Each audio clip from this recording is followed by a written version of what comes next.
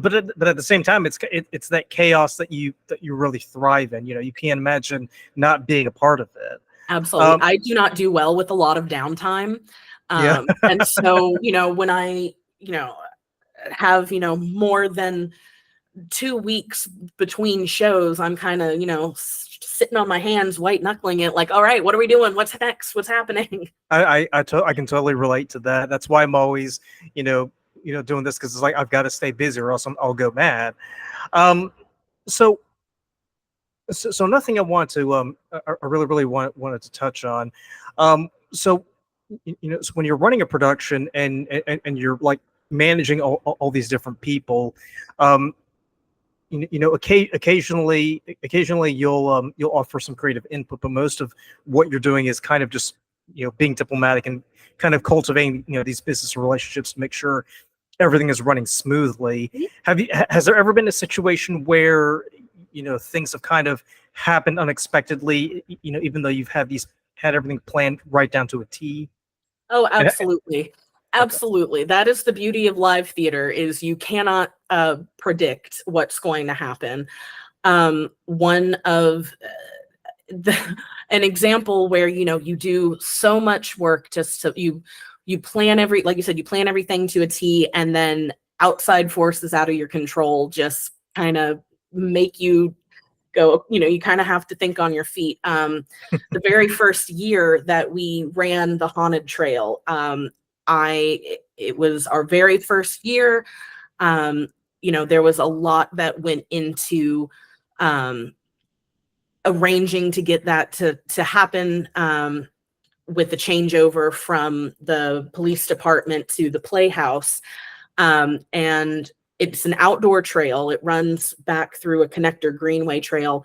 We had loaded in, we had rehearsed, the lights were plugged in, we were getting ready to bring people down the trail, and we had to completely divert because a sewer line broke on the trail. Oh. And not just like a little trickle. This was a geyser, smell-o-vision. It was an aspect to the Haunted Trail that was not planned. And so it definitely does add a new layer, a new layer to the meaning of horror right there. Correct. Yeah. You're like, oh, we're really, really atmospheric here. But that was something that we could not have planned for that to happen. And it was one of those things where we had to just kind of go, okay, well, we're going to block off that half of the trail, and, okay, we're going to take people down this way and we're going to loop them back around, and, we'll just keep things rolling. So yeah, there's, that's also the fun of it, I think, is, you don't, with, you can plan things out, they don't happen, but then you kind of get to go, okay, what am I going to do with this now? Okay, right. That didn't work. The show must go on. What now? So it really gets you to stretch your brain creatively and, problem solving and thinking of, alternate methods or materials to achieve the same effect or the same look that you want. So yeah, it's all about thinking on your feet. So that was actually a very beautiful transition, because I did want to ask you about the Haunted Trail. And we did talk about this before we started recording, but can you give us a little history as to where the Haunted Trail came from and how you came to be the main organizer of this event? Sure. So the Haunted Trail in its original form was an event operated by the Matthews Police Department. They had a couple of officers there who ran it, and for whatever reason, the police department was no longer able to continue, but it was a great community event for the town of Matthews. And so the town approached the Playhouse and said, hey, this is a great event. It would be a great fundraiser for you guys, albeit you'll have to do all the work, but you get to take all of the proceeds. And they've been great partners with it as well, supporting, helping to promote it, and especially in that changeover period. And so, yeah, it's The trail has definitely grown over the years. Our first year, we were using set pieces we had in stock. Everything was painted by the actors and the small committee that we had that first year. And it was a great experience. And since then, we continue to add themes. We keep making upgrades each year to enhance the experience. Still a lot of the set pieces are still from our stock. So if you've seen enough of our shows and you walk through the trail, you may recognize a couple of items from previous shows. But we had a big upgrade to our lighting last year. We're hoping to upgrade our sound this year. And we are now, the trail is operating, it only operates 3 nights a week, or not even 3 nights a week, 3 nights in October. But we bring in about 2,500 people in those 3 nights. We have a not so spooky hour while the sun is still up, for the littles and those who may not want to be scared as much. So we have a great front of house activity with a trunk or treat and face painting and activities. And we have a tamer version of the trail where it's more about the storytelling and character interaction with the kids than really the jump scares.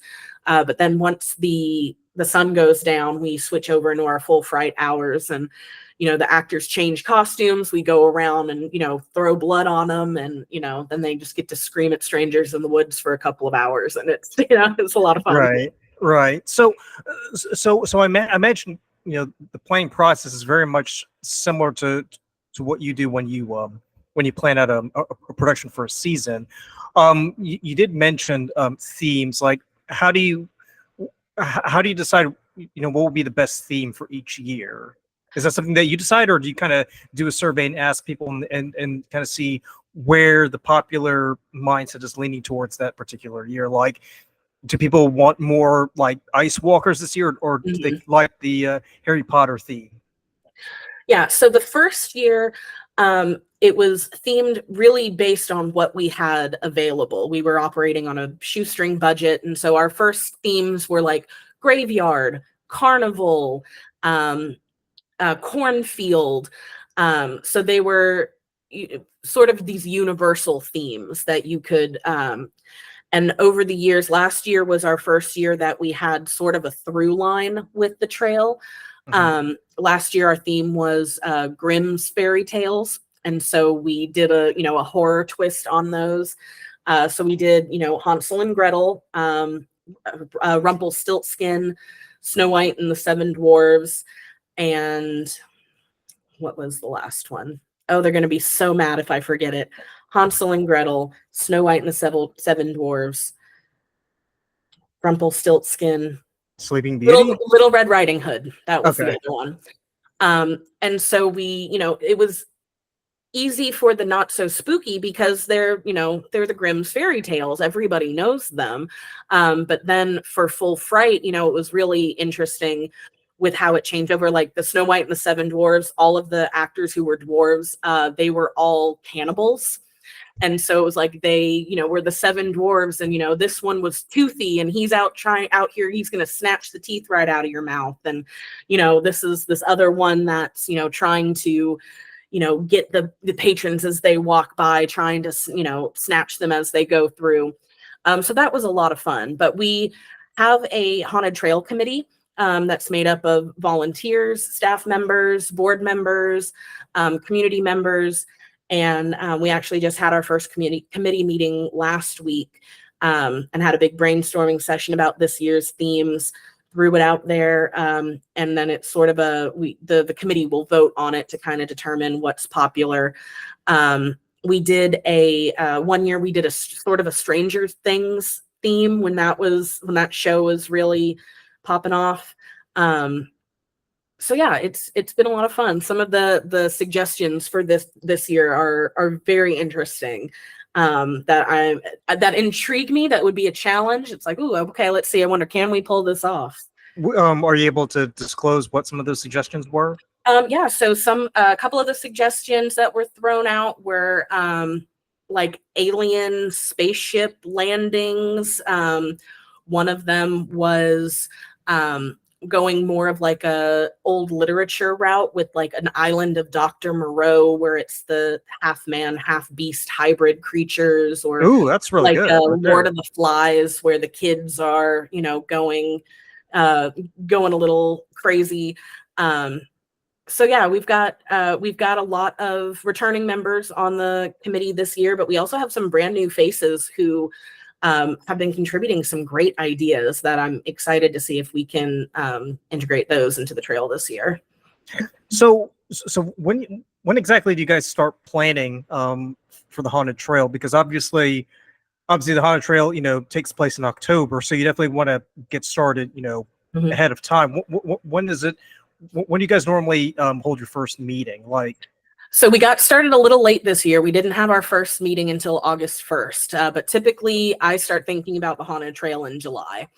And that's even if that's thinking about themes or how things that really worked last year that we want to continue this year, or things that maybe need tweaking, or how can we enhance this. So yeah, we typically, the committee meets about once every 2 weeks for the month of July, August, and September. And there's a lot of things happening behind the scenes. Outside of committees, we start to have auditions for scare actors and trail guides. We start pulling things from stock. We start painting. We start making, going through all of our paperwork with the town, and sound ordinances. We notify all the neighbors that live near the greenway, hey, we're going to be screaming in your backyard for 3 days. So sorry, here's a couple of free tickets to make up for it. And then we meet pretty much every week in October, and it's go, go, go from there. so I'm on the website right now, and I see you guys kind of pull out all the stops, because not only are you guys planning to make sure that you've got got a good scare for both the kids and the adults, but you also bring out the food trucks. Is this something that you've always done, or is it more of a recent thing? So we've actually increased the number of food trucks. I believe we started with just 1 or 2 food trucks the second year of the trail. So that would have been, I want to say 2019, where we had 1 or 2 food trucks come out. Usually it was just 1 food truck for the night, just to provide, a little snackage, a cup of coffee or hot chocolate after you get done with the trail. And then that's grown to where now we've got 6 different trucks that are going to be there on various nights. I've got a couple of, there's usually 1 savory truck and 2 or 3 sweet or dessert trucks. And there's usually a hot beverage truck or cart there as well. So yeah, it hasn't always been a part of the trail, but since we started inviting trucks to join, that'll be a consistent thing that we keep going. Now, I did notice here that you guys don't have something that's very near and dear to my heart, which is pumpkins. Have you considered like maybe having like a farmer's market or some sort of like pumpkin seller like at the trail to kind of get people more into the spirit, or at that point it's a little bit too late? We have not, but that's a great idea, Luca. Maybe you want to join the committee. We did have one of our committee members make a suggestion about this year about the lines for the trail get very long. Right. And so trying to provide a little extra entertainment. And so one of our members suggested doing like a double line runway of jack-o'-lanterns with different things painted on them or carved on them, and then having it sort of be like a little scavenger hunt in line. And then try to really good. Sort of like you have the hidden Mickeys at Disneyland. Yeah, and yeah. And it's like, okay, well, if you find all of the, the bats and the ghosts and the, the Frankensteins, take it to the front, redeem it for a prize or something. So I thought that was a great idea. But yeah, I do like we have Coloring on Canvas is one of the other community groups that partners with us for the trail. They have a lot of arts and crafts, both free options and paid options at the Haunted Trail. And I believe they do like a little pumpkin painting as one of their activities. Yeah. Yeah. Because as a kid, I remember, I remember going to like these like haunted attractions and trails, and I remember they would have like a little booth or something where you could like buy a pumpkin. So like if you want like one of those medium size, I don't know if they're like pie pumpkins or carving pumpkins, but they're like $5 and up, and then those little, well, I don't know how to describe them. I guess they're like those little flat orange pumpkins, you know, those little tiny ones. Those are like they're $1. Like down. Yeah. So I was like, yeah, that'd be really, really interesting if for you guys to have, because I was really, really surprised that you guys didn't, you know, list that anywhere on the website. I'm like, that's a missed opportunity. I think you guys could do well to have some, you know, pumpkins or jack-o'-lanterns, or even like patch. Yeah, exactly. Yeah, Kind of fit in with the theme. All right, I about to say I might be stealing that one. You are more than welcome to.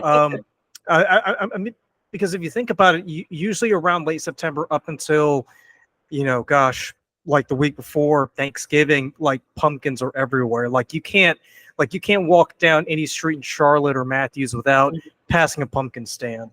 So it's like, and it makes sense, because when people think of Halloween, like they're going to think of pumpkins. That's one of the first things that comes to mind. So have there been any issues or challenges that you faced? Because you did tell me the story about the busted sewer pipe. Have you found anything that made you think, wow, like that was really, really tough? Like, I don't know if that's something we're ever going to repeat ever again for the trail next year.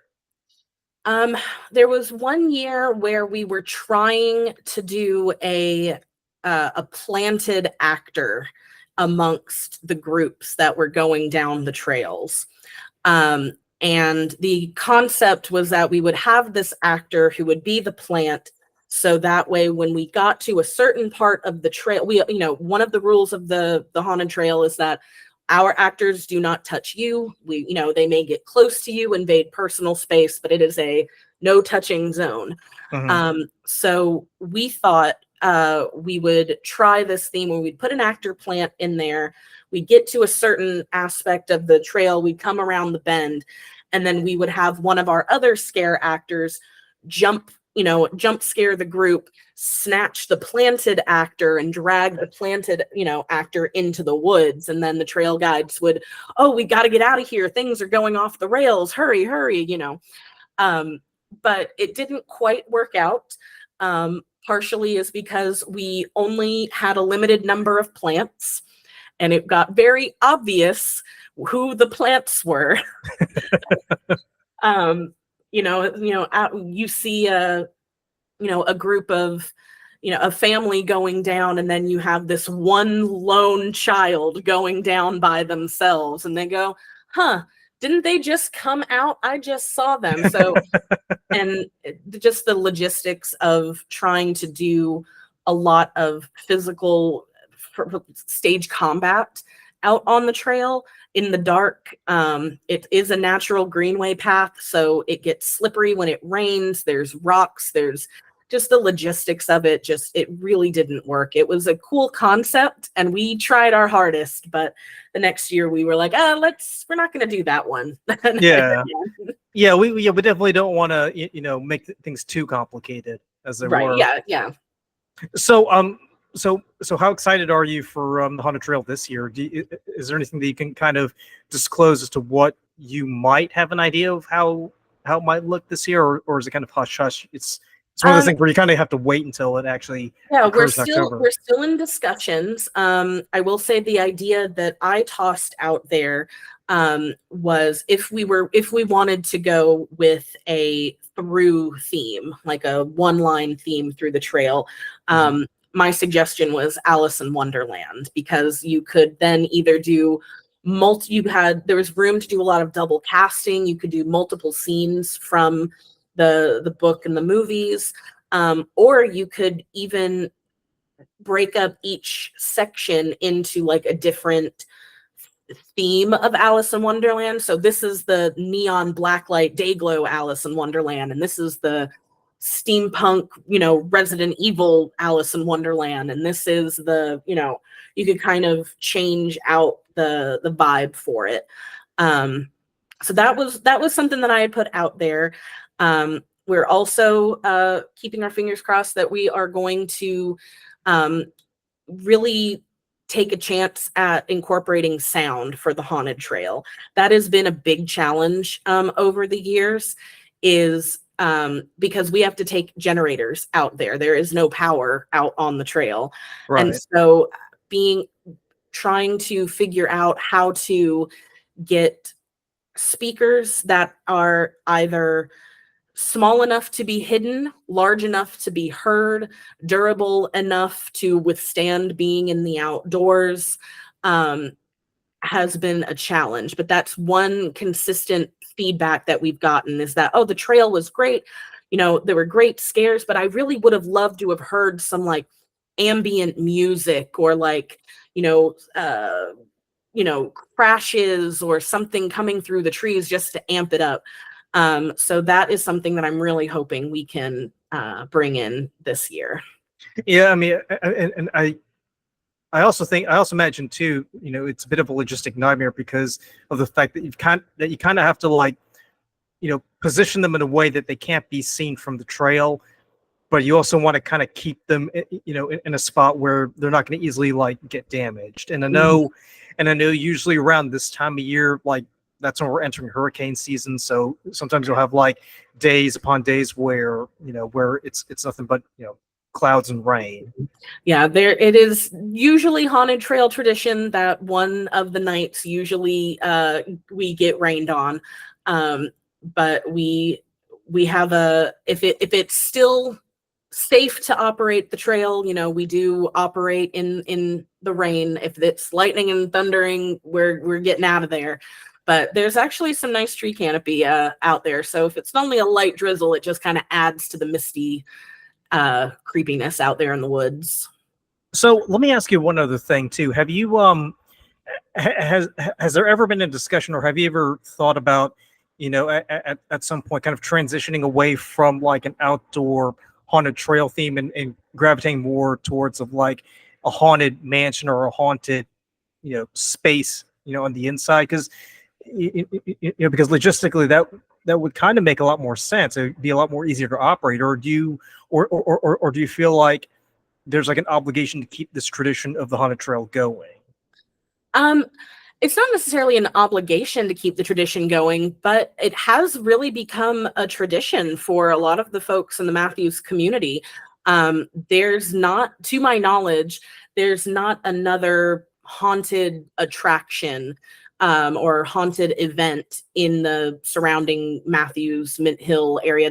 There's a couple of like festivals, but all of the other like houses or mazes you're either going down towards like the Pineville area towards Scarowinds, or you're going up towards the Greenville, Greensboro area. And so people have been coming for 6 years. We've got kids who audition every year that they started with their parents because they weren't old enough to be on the trail by themselves as a scare actor. So, mom and dad volunteered as well. And so I was not at the Playhouse when this particular event was produced, but at one point there was I think it was a Sleepy Hollow, like a immersive walk through the haunted schoolhouse in the community center. I remember reading about that a while back. Yeah, and so there's I have not personally attempted it. I'm not opposed to it. I just don't know if it's something that we could accomplish inside the community center. It may be something for the future that we would look at an alternate space. But yeah, any opportunity to keep it growing, I'm on the lookout for. So Cassie, you mentioned that you're very much into all things spooky. Can you briefly talk about like where did that love come from, and what what would sort of fit your ideal aesthetic of the creepy and the, you know, terrible and terrifying, as it Mm. were? Um, so I used to be terrified of, horror, and a lot of it was um, just things grow. You grow up, your tastes change, circumstances and life change, and yeah, I really love the um, the horror that also sort of like tugs on you emotionally as well. I'm a huge Guillermo del Toro fan, and so like The Orphanage or Mama, some of those films that you're horrified, but there's like a humanity to the horror. I find really fascinating. Um, my a little bit of my family backstory. My family is Romanian, so there was always the jokes about Dracula and stuff growing up, and Yeah, I was gonna say. yeah, my family also. My father works in law enforcement. He's a behavioral profiler, and so he has dealt with a lot of the seedier parts of the world. He's interviewed some serial killers, and he's dealt with a lot of some pretty horrifying things, and has done that he's been that for the entirety of my life. So that was some of the blood, guts, and gore has always been there in the background. So I'm assuming you're kind of fascinated with true crime, given your dad's work. Not as much. I do Oh, enjoy true crime, but I do like I more so like I watch the documentaries when they come out. I'll listen to like Last Podcast Last Podcast on the Left, that deals with a lot of the sort of those urban legends, and the serial killers, the true crime. Um, but yeah, I'm personally am more drawn to the like paranormal or the okay. supernatural aspects of horror. Gotcha. So you did talk about that drawing behind you earlier. Mhm. So so when it comes to the paranormal, because even when we talk about the paranormal these days, the paranormal is like an umbrella term for all these different things that could fall into it, whether you're fascinated by voodoo, or southern witchcraft, or or the Roman rite of the of the Catholic Church when it comes to exorcisms. Is there like a particular, I guess, subgenre of the paranormal that kind of catches your fancy, and if you have a free day where you're allowed to be idle, you kind of just indulge yourself? Mm. Um, yeah, I mean, when you're talking about that photo, like the paranormal, that art piece I got when I was down in New Orleans for Halloween, um, and while I was down there, was able to participate in a séance. So that was very interesting. Um, and so yeah, sort of that the poltergeist, unfinished business spirit, is just very intriguing to me. Um, a lot of um, the mythology and the lore that goes into the supernatural and the paranormal, some of like the cryptid things. I just think it's all fascinating.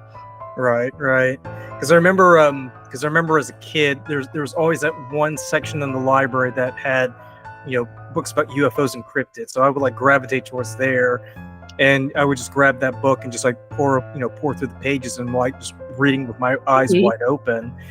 I wouldn't be able to sleep that night, but I was like, this is like one of the most fascinating things ever. So I totally feel where you're coming from in that one. Um,